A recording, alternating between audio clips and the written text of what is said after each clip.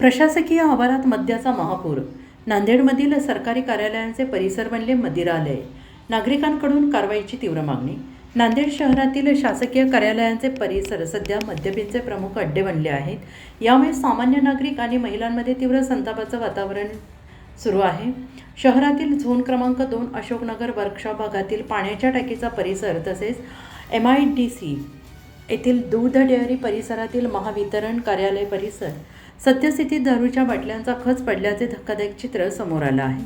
शासकीय कार्यालयांना मदिरालयाचे स्वरूप. जनतेच्या सेवेसाठी असलेल्या शासकीय कार्यालयाच्या मोकळ्या जागा तसेच पाण्याच्या टाकीसारख्या संवेदनशील सार्वजनिक ठिकाणांचा वापर उघड्यावर दारू पिण्यासाठी केला जातो आहे. या परिसरात विदेशी दारूच्या रिकाम्या बाटल्यांचा खच सर्वत्र पसरलेला पाहायला मिळतो आहे. भर दिवसा आणि रात्रीच्या वेळी या ठिकाणी मद्यपींची मोठी गर्दी जमते.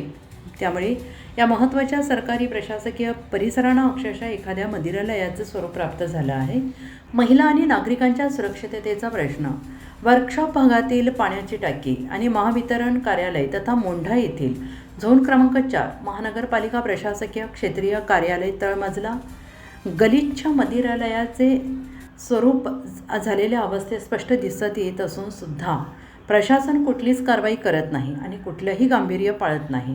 प्रशासनाच्या दुर्लक्षामुळे नशा आणि अंमली पदार्थ सेवन करण्यास वाव देण्याचे कार्य स्थानिक प्रशासनाच्या वतीनं होत असल्याचं स्पष्ट दिसत आहे, असे स्थानिक नागरिकांचे म्हणणे असून अगोदरसुद्धा युवराज्य 24 लाईव्ह न्यूज चॅनेलच्या वतीने महानगरपालिका झोन क्रमांक 4 तळमजल्यामध्ये अवैध पार्किंग, नशा, लघुशंका शौच करून पूर्ण तळमजल्याची परिसर घाण करण्यात आल्याची बातमी प्रसिद्ध केली होती आणि ही बातमी मनपाचे आयुक्त महेशकुमार डोईफोडे यांना व्हॉट्सॲप केली होती. आयुक्तांनी देखील या गंभीर विषयात कुठलीच कारवाई केल्याचं दिसून आलेलं नाही.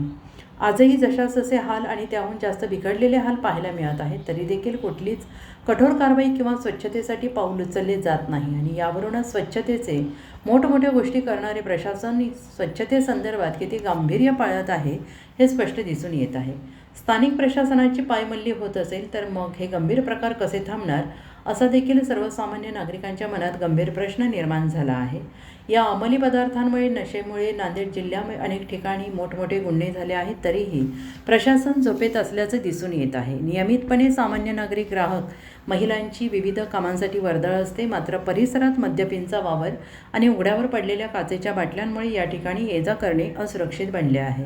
मद्यपींच्या धाकांमुळे नागरिकांमध्ये भीतीचं वातावरण आहे. प्रशासनाच्या दुर्लक्षामुळे तीव्र नाराजी आणि संवेदनशील आणि शासकीय जागांवर खुलेआम मद्यप्राशन होत असताना स्थानिक प्रशासन आणि पोलीस यंत्रणा याकडे पूर्णपणे दुर्लक्ष करत असल्याचा आरोप स्थानिक नागरिकांनी केला आहे. या गंभीर प्रकारामुळे शासकीय कार्यालयांच्या सुरक्षेवर मोठे प्रश्नचिन्ह निर्माण झाले आहे.